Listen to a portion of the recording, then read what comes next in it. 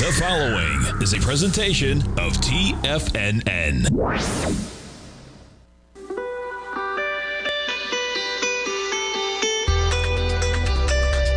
The Morning Market Kickoff with your host, Tommy O'Brien.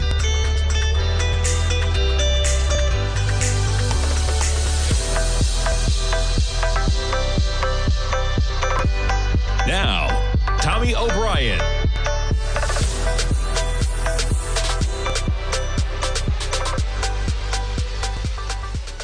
Good morning, everybody. I'm Tommy O'Brien, coming to you live from TFNN Monday morning, just after 9 a.m. Eastern Time. We got about 24 minutes to go until the start of trading.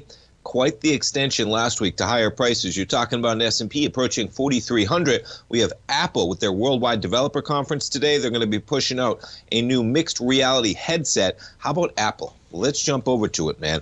Biggest company in the world, only getting bigger.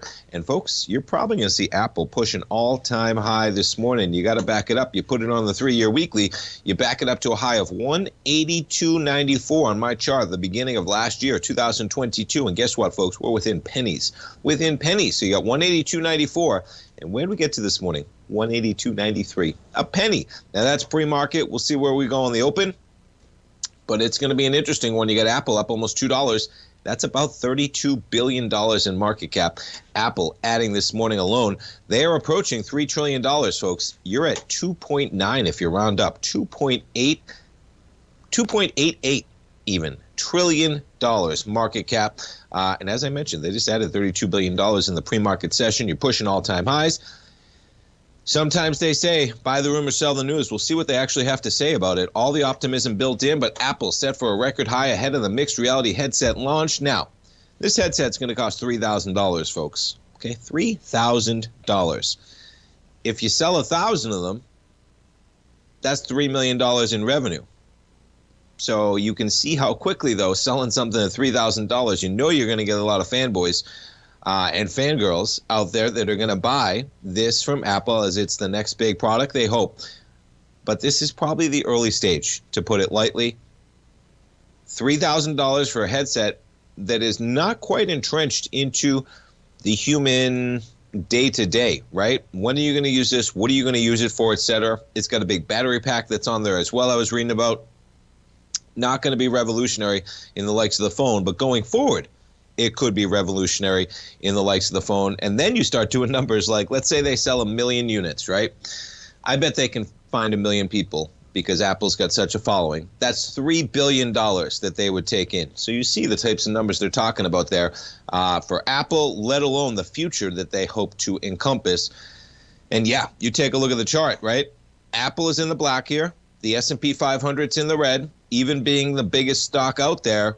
Remarkable how Apple has just plowed ahead from what, maybe the February highs or so. You have the S&P just getting above those levels, and you have Apple up 20% from where it was, and that's in February. That's not the run ahead at the beginning of the year because, boy, it's quite a run. But be careful, folks. That's all I can say, because you just had Apple go from 125 to 180. 125 to 180. Okay, you talk about some optimism, man. Let's back it up for a second. You got to talk about it because it's going to be the story of the day, rightfully so. You got the biggest company out there becoming even bigger, okay, making all-time highs when we still have the market far below its all-time highs.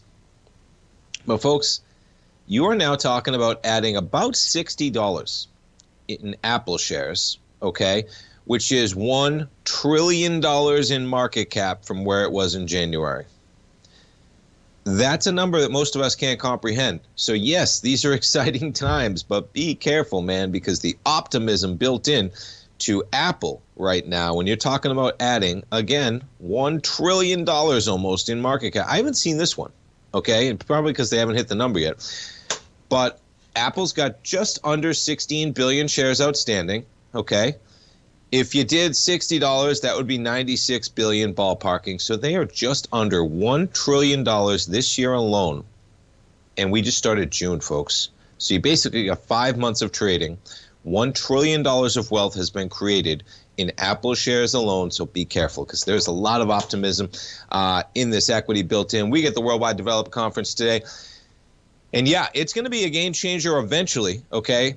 in terms of augmented reality, virtual reality. I've talked about the Oculus Quest from Meta that I've used. I think I got that a year and a half ago now. I got that in Christmas of 2021 is when I got that headset.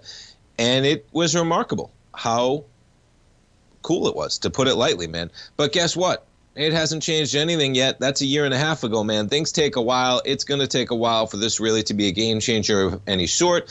But yeah, nonetheless, they're going to push it out today. And they comprise 7.5% of the S&P. I mean, you want to talk about the S&P, man. Follow Apple, follow Microsoft. That gives you a quick edge. And look at Microsoft, pushing the all-time highs as well. Microsoft, how much has Microsoft added this year alone, man? How many shares they got outstanding? What, 7 billion, I think? Yeah, 7 billion shares outstanding. And you got Microsoft adding $115. Jeez, that one's right up there too, man. Look at that. So what is that? 110, what, you're talking about 700, say almost $800 billion in market cap added from Microsoft. So you add the two companies combined, you're talking about almost $2 trillion in market cap added between Microsoft and Apple combined. That's some optimistic valuations, folks, okay, to put it lightly. NASDAQ 100, slightly red to begin the day, down about 9 points. This thing's been on a tear from 11,000 to 14,500 to start off the year. Russell, negative by 9 points right now. That's 0.5%. You got the Dow barely in the red by 22 points. Bitcoin, off by $600, trading 26,780. Crude catches a little bit of a bid. We go short term. There's your action on crude. We get an OPEC cut to go along with the action there. We spiked to $75. We're at $73.46. Let's back it up a little further. How about that crude market, right? Remarkable when you look at the volatility we got going in both directions right now. Let's back it up even a little bit further there. There was the first OPEC Plus surprise cut. You jumped to 84. You dive to 63. We're back to about $75 in the price of crude this morning. Gold contract, we got some action in the dollar index right now. Gold trading lower. From Friday's acceleration, we're chopping around basically down about $9 at 1960. We'll jump over to the dollar in a moment, but you have what? We have lower price and higher yield in the 10-year. We're off by 14 ticks right now. You're off by 27 ticks in the 30-year. You jump over to the dollar index right now. You get the dollar index trading higher at 104.34. You were at 103.38, so you're a full point above where you were to begin Friday's action. You're up 32 ticks right now at 104.34 in the dollar index. So what do we have? We got higher yield, you got a stronger dollar, and we got a flat market right now as we kick things off. And yeah, we got Apple's Worldwide Developer Conference. They're going to catch all the headlines, man, especially because they come into this thing pushing all-time highs almost to the penny. So we'll see where we go from there. We got to talk about the VIX, man. How about the VIX? 1442 to close out Friday's action. We start the day slightly elevated at 1513, but boy, all things considered, you put this thing on even a 5-year weekly, zoom in on the COVID action. Remarkable. We made it to 1411 in the middle of 2021. That's when markets were crushing near all-time highs. You ended the year near all-time highs, but things were a little bit more dicey as the transitive inflation narrative was wearing thin. VIX was spiking a bit. We came into the March hiking in 2022. But all things considered, right? Very little volatility premium coming in as we expect a Fed pause/skip next Wednesday. We'll see where we go from there. Lots to talk about this morning, folks. Stay tuned. We'll be right back. We have exciting news, Tigers. This June, Tim Ord of the Ord Oracle will be hosting 2 webinars providing insight into his renowned market timing methodologies. On June 8th, Tim will delve into the S&P 500, teaching sentiment indicators, identifying market bottoms and divergence, and so much more. On June 15th, Tim pivots to the gold market, taking a look at cycle analysis, ratio studies, advanced decline indicators, and other important tools for analyzing this sector. Sign up today on TFNN.com. TFNN, educating investors. Everything in the universe is governed by the Fibonacci sequence. This mathematical principle is responsible for everything from the most aesthetically pleasing artwork to patterns in the stock market. To stay on top of stock patterns you can take advantage of, sign up for the Fibonacci 24/7 newsletter at TFNN.com. When you subscribe, you'll get a weekly report from veteran day trader Larry Pesavento on stocks you need to pay attention to. And you can trust Larry's analysis. After all, he's got 45 years years' experience as a day trader. Larry will also provide daily charts, videos, and data on the key markets that he's tracking. Expect notifications from Larry on market movement you need to act on at any time. First-time subscribers also get a 30-day money-back guarantee. If you're not satisfied, let us know and you'll get a full refund within 30 days of signing up. Subscribe to the Fibonacci 24/7 newsletter today. TFNN.com, educating investors.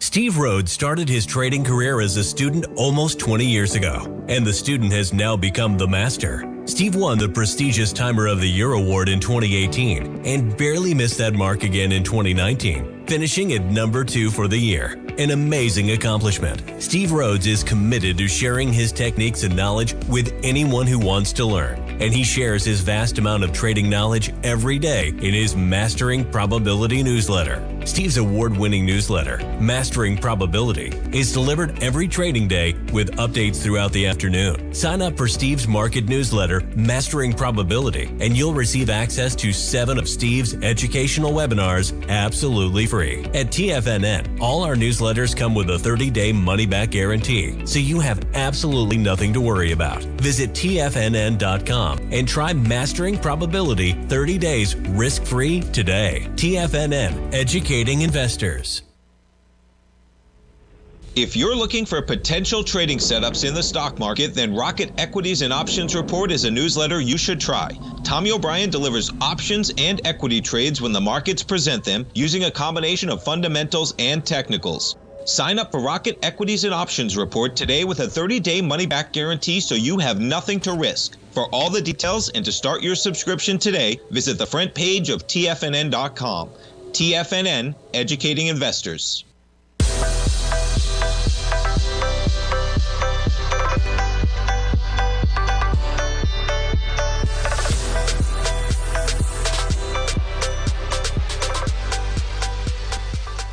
Welcome back, folks. S&P's positive by about 3 points right now. NASDAQ 100 slightly in the red by 11. We jump back to Apple shares. Apple shares pushing all-time highs at 182.80 right now. Remember, 182.94, the all-time high print for Apple. We'll see if it can get 14 pennies on the open as they got their Worldwide Developer Conference going on today. They're going to have the headset going on there. My friends are talking about it in the group chat this morning, and they're talking about potentially lightening up, folks. That's the conversation they were having this morning, which was interesting and probably correct. If you're ever thinking about lightening up on this position, folks, this might not be a bad spot. You haven't seen a run like, I don't know if any company's ever seen a run like this, where you've added this much market cap in this period of time. I mean, to back things up for some context here, I'll have to find the articles. Maybe somebody in the den can help me out. I think you only got to go back to maybe 2017 or 2018. When the race was on to become the first trillion-dollar company. Apple just added $1 trillion in market cap in the last 5 months, and barely. Just absolutely remarkable. So many times they come into these types of conferences with all the optimism, buy the rumor, sell the news. They actually come out with the details, and we'll see what happens. They're looking to sell about 1 million units of that headset. That would be $3 billion. They're probably not going to make a lot of money on that, though. I was listening to Bloomberg earlier this morning saying also that the headset is being made in China right now because just too much of a technological endeavor to be pushing out to whether it's India, Korea, wherever they want to go. Too much of an endeavor. That's still going on in China. They're going to be pushing out, making very little money on it on the future. So we'll see where we go from there. We'll have to figure out how many. I think the first iPhone did less than 1 million units, though, for some context, right? And how those can game change.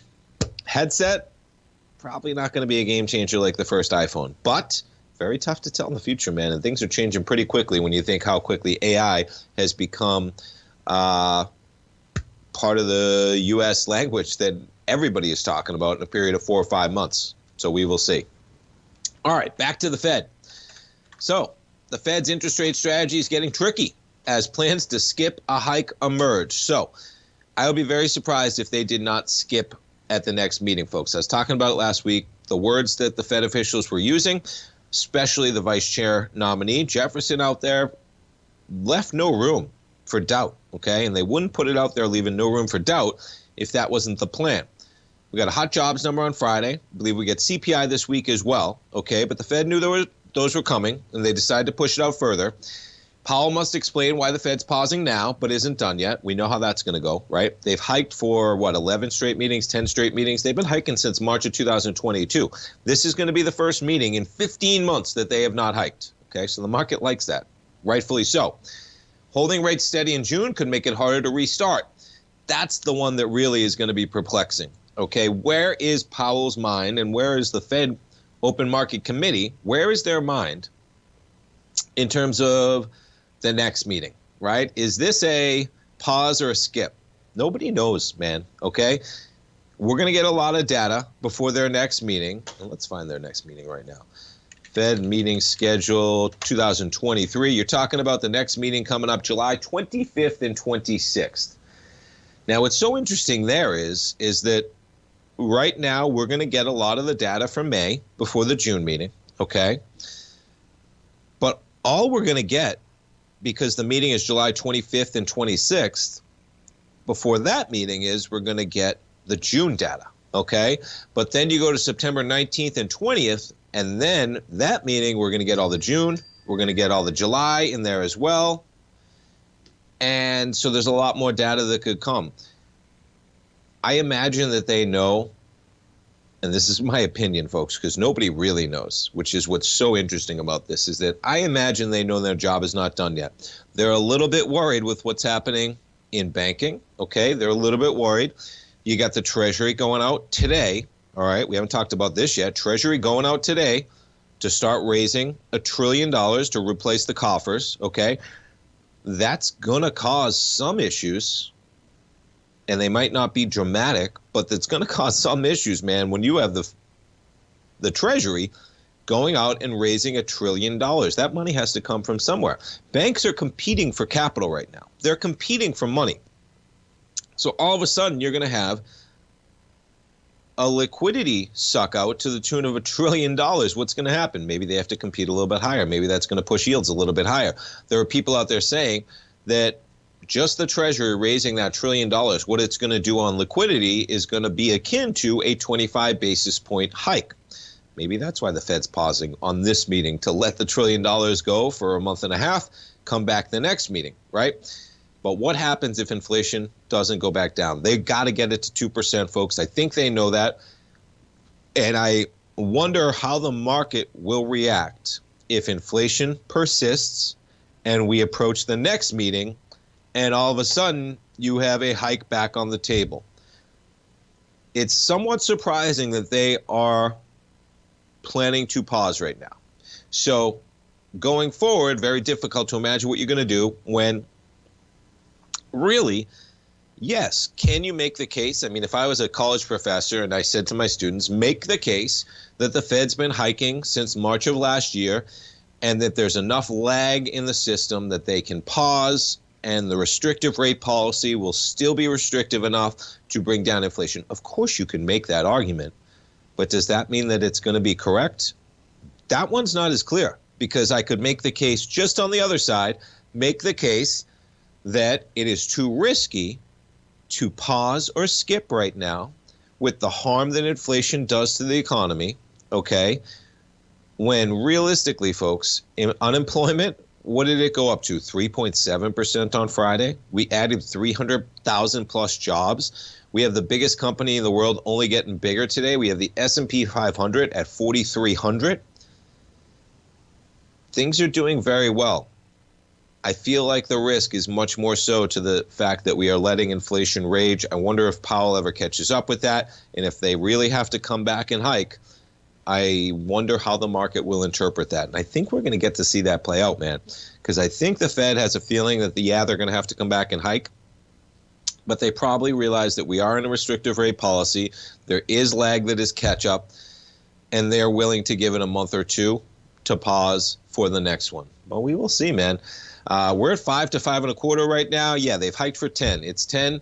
The last two increases following bank runs, nonetheless, man. So they meet a week from Wednesday. Will be that meeting at 2 o'clock. And I imagine you're going to get as hawkish a statement as possible.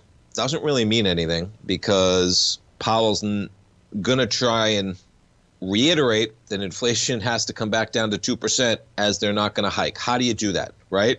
It's going to be an interesting afternoon on next Wednesday, folks, to say the least. They want to get inflation back to 2%. Skipping a rate hike at a coming meeting would allow the committee to see more data, before making decisions about the extent of additional policy firming. And that was some of the comments that really escalated things to point the market to a pause/skip from Fed Governor Philip Jefferson, who is nominated to be the vice chair, and usually get the vice chair fully in step with the chair. Listen to those words, man. Okay, they were chosen carefully, and they are very meaningful in terms of what the Jefferson said there. And remarkable when you look at the fact that, excuse me, core PCE 4.7%, right? Remarkable.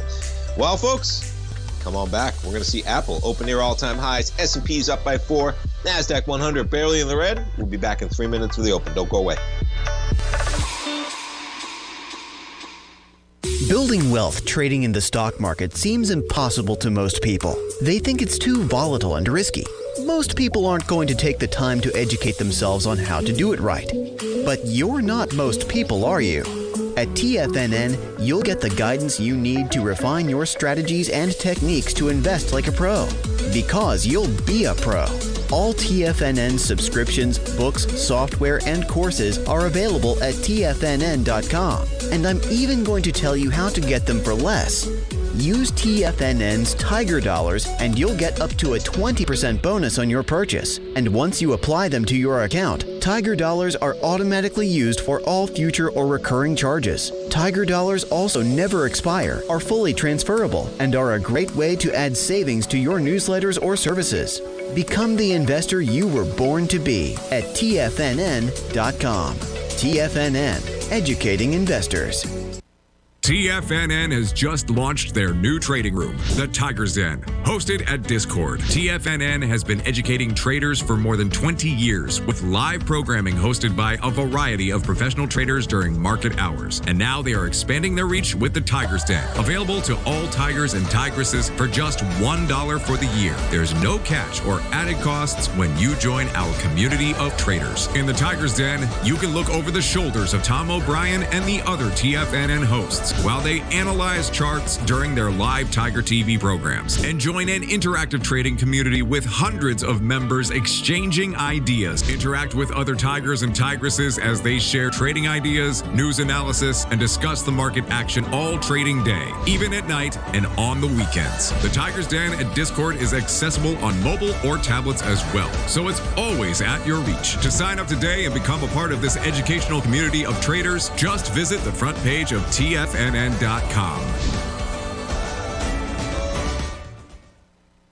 Sharpening your skills as an investor is like getting better at playing a musical instrument. You have to practice, sure, but you also need excellent instruction from experts. At TFNN, you'll get advice and guidance from the authority in technical market analysis. And it's not just dry, tedious text either. TFNN airs live financial content streamed live on TFNN.com and TFNN's YouTube channel with Tiger TV, live every market day from 8:30 a.m. to 4 p.m. Eastern, for free. Each host is an experienced trader and gives their take on the market while taking calls and questions live from around the world. From the moment the market opens until the closing bell sounds, Tiger TV has 8 different shows with expert hosts to help you make the right moves with your money.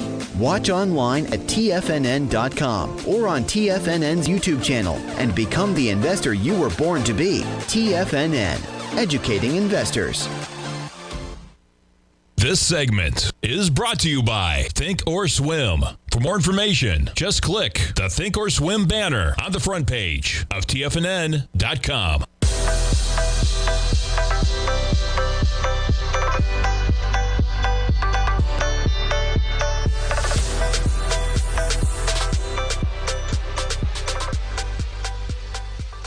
Welcome back, folks. We got markets open. You got an S&P up by 5 points right now. Apple just near that high. What do we get for an opening print right there? 182.72. So 182.94, the all-time highs for Apple. We'll see if we hit it today. Not sure what time that Worldwide Developer Conference hits. It's usually about 10 o'clock, 11 o'clock Eastern time, maybe even noon Eastern time, 9 o'clock Pacific time.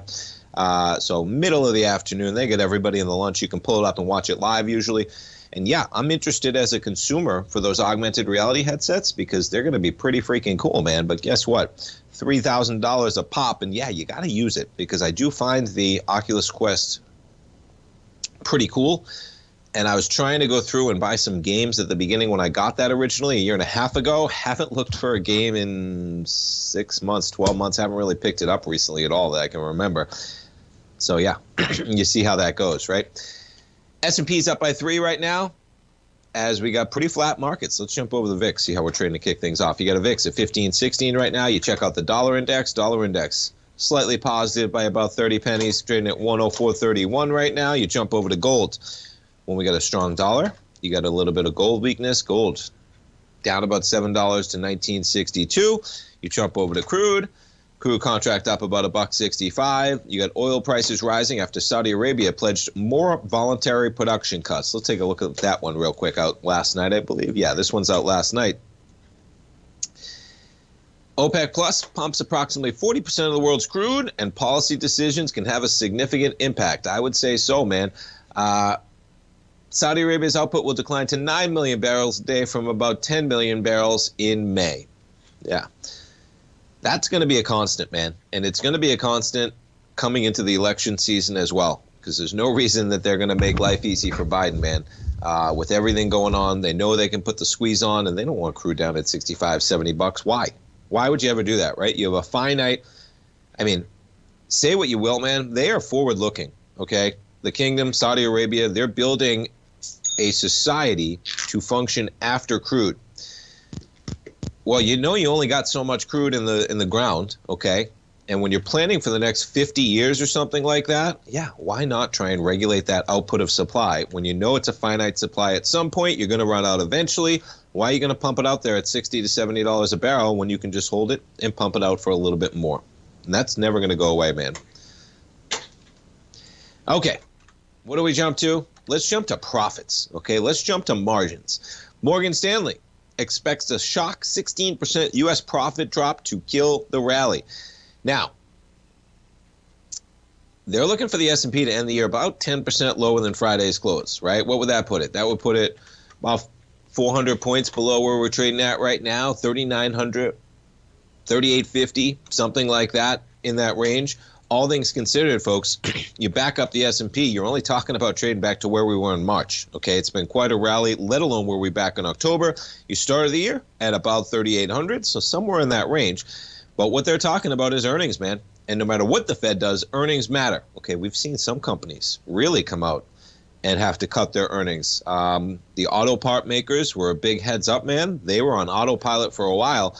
Not the case anymore. Morgan Stanley strategists anticipate a sudden pullback in corporate earnings and will slam the brakes on the U.S. equity rally, a call at odds with Wall Street estimates, okay? Now, they're looking for a 16% drop. When you compare that to what the market's done, you compare it to where S&P forward earnings per a share estimates have been, folks, you just back it up a year and look at how you got the forward earnings in the black, you got the S&P in the red, S&P basically pushing above where we've been at any time, talking about 4,300. And meanwhile, you got the forward earnings going from about 238 to 228 over that time, potentially. Now, that is the forward estimates, okay, that Morgan Stanley is talking about there. And they're thinking that S&P 500 earnings will come in at $1.85 compared to about 206, which is what the median projection is. And they're looking for about 3,900 year-end versus the close of 4,282. We got a long way to go, man, by the end of the year. And anybody who tells you they know what's going to happen, folks, take it for a grain of salt, because no one knows what's going to happen because there's so much up in the air. Just the idea of having to navigate what the Fed does a week from Wednesday, yeah, and you got both sides of it here, right? Evercore ISI, they're raising the S&P 500 target by 7.2% to 4450. Inflation easing is the likely signals of Fed pause that dollars delivered during the pandemic's darkest days will support the stock market. Yeah, it's going to be an interesting one, man. There's so many variables in this market right now. I mean, you still have quite a competition for capital when you think about the risk-free rate of return of about 5% that did not exist for so long, let alone here we are right now. And there you go. Didn't take long. Apple. There you go, right? Catches the acceleration on the open. It's an all-time high for Apple. And you're talking about nearing, we're at 2.887. So what do we need? We need about $115 billion in market cap. What's Apple need? 30, that's $2. You need $6. You need about $7 to $8 above where we're at right now. You're probably going to need about 190, 191, 192 to reach $3 trillion for Apple. Absolutely remarkable, man. Microsoft shares follows higher as well, man. Everything's trading higher, man. Absolutely remarkable, this market. Let's jump over to Tesla. Tesla shares up 2.7% this morning so far. NVIDIA, the AI poster boy, down 0.4% to 391.65 for NVIDIA shares. You jump over some of the other chip makers. AMD down about 0.3%. Intel shares down about 0.2%. Let's jump around to some of the airlines quickly. American down about 0.5% right now. You jump over to Delta shares down 0.4. Keep our eye on Boeing. Boeing gives back some of that acceleration from last week, off about 1.2%. Seems like we're going to hit 4,300 to say the least. Now, putting this on a longer-term perspective for the market, okay? Next stop's got to be 43.27, man. The interesting part about this is the 43.40 area is just about the 618 of the entire trade lower. Now, where you put that lower boundary line, folks, okay, you could put it all the way down at the tail spike, which puts you almost right where we are right now, which is interesting. You could take kind of that area that we chopped around for the better part of a month with the lower boundary of about 3,600. If you remember, that was one quick acceleration. I think that was one day. Yeah, one tail got you to 3,500.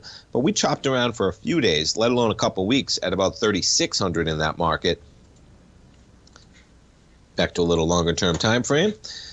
But yeah, when you take a look at the S&Ps, man, right up to that 618 area of 4,300 in the S&Ps. NASDAQ 100, we're accelerating above the 618, man. 14,608, the 618 is about 14.4 above that price level in the NASDAQ 100 as this market just accelerates higher, to put it lightly. All right, what else do we got up here? Yeah, we'll talk a little bit of banks. This is a good headline. Could face a 20% boost in capital requirements. That's going to tighten things, right? But boy, we might need it after seeing what happened, man. And we'll talk a little bit of AI when we get back as well. The world is changing, folks, right before our eyes. We got a political season coming up. Everything you see on the internet is going to be fake before you know it. That's the truth, man. It's going to happen. So we'll see how we navigate that as a society. But it's coming right now, and politics is probably where it's going to infiltrate things to begin with, at least to put it lightly. All right, folks, S&P's 42.95. We got Apple. We've never seen a company worth so much as Apple is worth today. Pretty interesting. Stay tuned, folks. We'll be right back. We have exciting news, Tigers. This June, Tim Ord of the Ord Oracle will be hosting 2 webinars, providing insight into his renowned market timing methodologies. On June 8th, Tim will delve into the S&P 500, teaching sentiment indicators, identifying market bottoms and divergence, and so much more. On June 15th, Tim pivots to the gold market, taking a look at cycle analysis, ratio studies, advanced decline indicators, and other important tools for analyzing this sector. Sign up today on TFNN.com. TFNN, educating investors.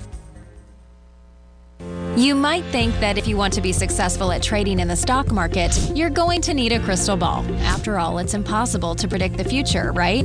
Like any endeavor in life, before you decide it's impossible, get some advice from the experts. You might find that it's not so impossible after all. For daily market overviews that give you direction on the key indices, selective stocks, and commodities, subscribe to the Opening Call newsletter at TFNN.com. The Opening Call newsletter is written by Basil Chapman, creator of the trading methodology known as the Chapman Wave.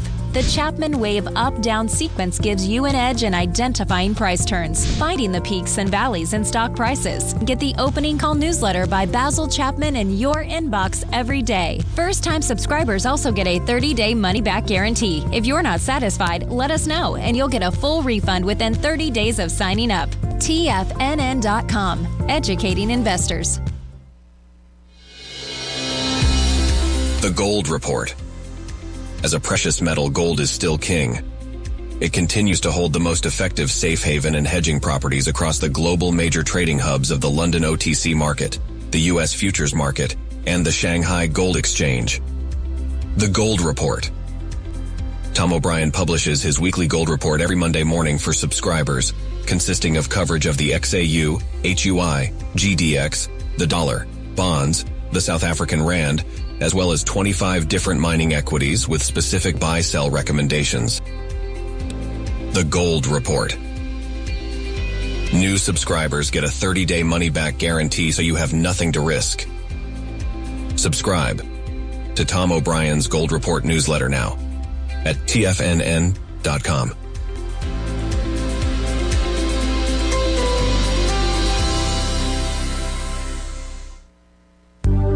Will the S&P 500 continue to climb? For bold trades on U.S. large-cap stocks in either direction, trade SPXL, SPUU, or SPXS. Directions Daily S&P 500 Bull and Bear Leveraged ETFs. Direction Leveraged ETFs. An investor should carefully consider a fund's investment objective, risks, charges, and expenses before investing. A fund's prospectus and summary prospectus contain this and other information about Direction shares. To obtain a fund's prospectus and summary prospectus, call 866-476-7523 or visit directioninvestments.com. A fund's prospectus and summary prospectus should be read carefully before investing. An investment in the funds is subject to risk, including the possible loss of principal. The funds are designed to be utilized only by sophisticated investors such as traders and active investors. Distributor Foreside Fund Services, LLC.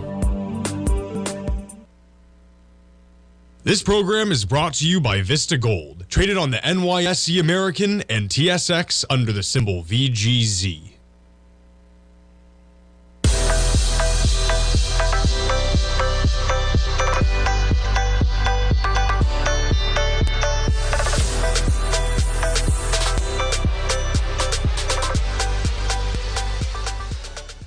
Welcome back, folks. This S&P, it's inching towards 4,300. We missed it by a quarter earlier on that rise. We're at 42.9875. Great point from our man Jimmy in the den. Always watching this as well. We have an elevated VIX with a positive market. Be careful in that, folks. Now, Friday, as I said on my program at the beginning of the day, very difficult to imagine that Friday was going to get any sell-off, and that's probably why you saw the VIX crater to a level of 1442, as nobody was taking volatility premium towards the end of Friday because everybody was aware that the market was on a one-way trip to higher prices.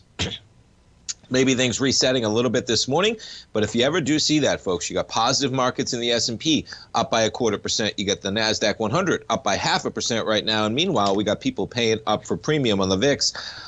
The one disclaimer there is that paying up for premium on the VIX at only 15.15, we're approaching lofty lower levels that we haven't seen in some time, to say the least. And with that, there's your 4,300 on the S&Ps. You jump over to Apple shares, 183.70, man. Apple up 1.5%, and you're talking about adding $40 billion in market cap today alone for that company. And as I stated, folks, be careful with Apple. This year alone, adding about $1 trillion in market cap. Staggering. Microsoft shares up about 0.4% right now. What else do we got going on? We'll talk a little bit about the banks. Big banks could face a 20% boost to capital requirements. Those are relying on fees when you're talking about wealth management, et cetera. May need some larger buffers, talking about trading, et cetera. Banks that are heavily dependent on fee income, such as that from investment banking or wealth management, could also face large capital increases. Capital is the buffer banks are required to hold to absorb potential losses. I mean, we've seen it play out, folks, okay? Now, the great thing about this banking crisis, okay, is that it's not a crisis of credit and the ability to pay, which is a big problem, okay? Because when you loan a bunch of money to people that can't pay you and that loan is worthless, that's a very big problem, to put it lightly, for obvious reasons. What these banks did is that they loaned a bunch of money to the most reliable person they could loan it to, our government, okay? But they loaned it for a maturity level that exposed them to short-term interest rate risk if they had a run on the bank. Now, these banks got lulled into thinking that there would never be a run on their bank if the only problem was that they were holding U.S. Treasuries. Well, that was foolish because you have to be able to give people their money back if they want it. And it's kind of interesting in that any bank will fail if there's a run on the bank, right? No bank has the ability to hand everybody their money back on the next day if they want it because of the level of duration that those investments are made in. But once people figured out that the balance sheets didn't allow it, that was enough. That was enough to put the writing on the wall, okay? So what's interesting here is that we put those things in place, and we only put them in, though, for banks over $250 billion, which seems foolish when things really got bad. I'm trying to choose my words lightly, right? When things really got bad, we basically said, wait a second, we can't let banks fail under 250. Then why weren't we regulating them to the same degree, right? That's the perplexing part about this, right? Now, Congress changed the rules, okay? Congress will tell you that they still gave the Fed the ability on a one-by-one basis to regulate banks under $250 billion that they saw as systematic. But that's very difficult when you have Congress going in and specifically lowering the limit from $250 billion to $50 billion. Raising it from $50 billion to $250 billion, okay? That put the writing on the wall that made it very difficult for the Fed to say, I know Congress just passed the law that raised the number from 50 to 250 billion. So if you have over 250 billion, that's where you really get stress tested. It would have been a real aggressive move by the Fed to then say, well, I know Congress just made this move, but we're still going to regulate everybody above 50 billion the same way. Kind of would have subverted what Congress did to a certain degree. So now what are they going to do? Yeah, they're going to ratchet it back up, folks, and they better, because we saw what happened. And, you know, the one good thing about this is that, yes, it's a lot easier to bail out these banks when all you have to do is hold those securities to maturity and you don't lose money. You couldn't do that with loans that are worthless. Okay, you hold a loan that's worthless forever, it's still worthless. You hold a U.S. Treasury bond, note, whatever, until expiration, you get that money back. So that made things a little bit more easier this time around. But expect this to go in, and it should, folks, okay? Because you see these banks, they make a lot of money. They make a lot of money. They'll be okay. We need regulation in banks because you see it over and over, right? I think we all got a real lesson this go-around of how reckless bank executives can be, even at some of the biggest banks in the world who are supposed to have some of the brightest people in the world, okay? And what happened? Silicon Valley Bank didn't even have a chief risk officer. How does that happen, man?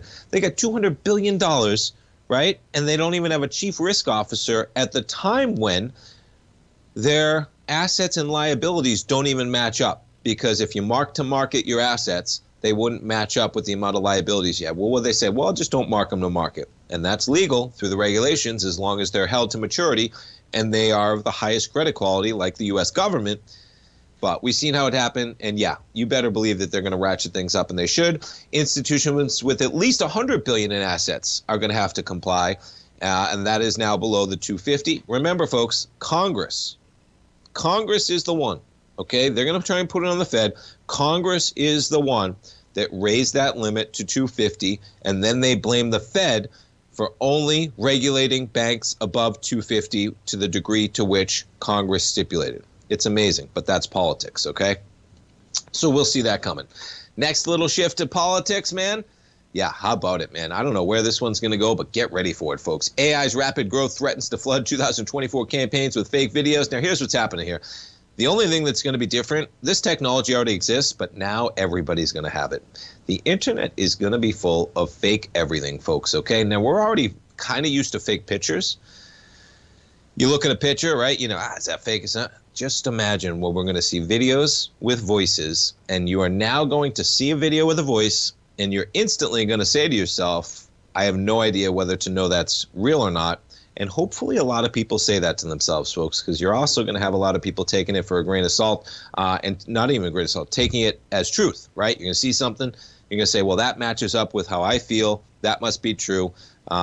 Anyway, it's I don't know how this one's going to get regulated, because the internet is only going to be full of fake videos coming down the line. I mean, imagine, we are all going to have the power, folks, to create any video you want with any person you want, with any voice you want, put it on the internet, and have at it. We'll see. One more segment, folks. Stay tuned. We're going to be talking about Tim Ord's webinar coming up this Thursday on the S&P Gold. Next week, we'll be right back.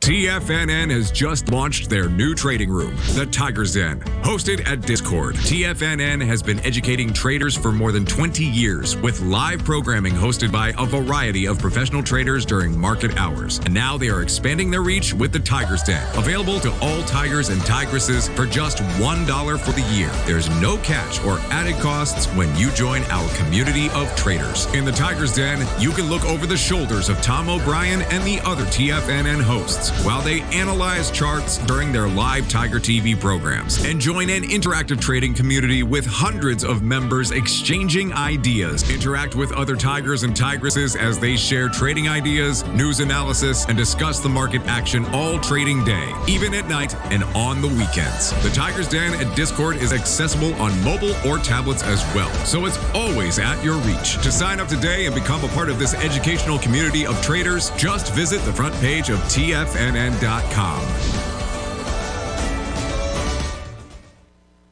You might think that if you want to be successful at trading in the stock market, you're going to need a crystal ball. After all, it's impossible to predict the future, right? Like any endeavor in life, before you decide it's impossible, get some advice from the experts. You might find that it's not so impossible after all. For daily market overviews that give you direction on the key indices, selective stocks, and commodities, subscribe to the Opening Call newsletter at TFNN.com. The Opening Call newsletter is written by Basil Chapman, creator of the trading methodology known as the Chapman Wave. The Chapman Wave up-down sequence gives you an edge in identifying price turns, finding the peaks and valleys in stock prices. Get the Opening Call newsletter by Basil Chapman in your inbox every day. First-time subscribers also get a 30-day money-back guarantee. If you're not satisfied, let us know, and you'll get a full refund within 30 days of signing up. TFNN.com, educating investors. Everything in the universe is governed by the Fibonacci sequence. This mathematical principle is responsible for everything from the most aesthetically pleasing artwork to patterns in the stock market. To stay on top of stock patterns you can take advantage of, sign up for the Fibonacci 24/7 newsletter at TFNN.com. When you subscribe, you'll get a weekly report from veteran day trader Larry Pesavento on stocks you need to pay attention to. And you can trust Larry's analysis. After all, he's got 45 years experience as a day trader. Larry will also provide daily charts, videos, and data on the key markets that he's tracking. Expect notifications from Larry on market movement you need to act on at any time. First-time subscribers also get a 30-day money-back guarantee. If you're not satisfied, let us know and you'll get a full refund within 30 days of signing up. Subscribe to the Fibonacci 24/7 newsletter today. TFNN.com, educating investors. This segment is brought to you by Thinkorswim. For more information, just click the Thinkorswim banner on the front page of TFNN.com.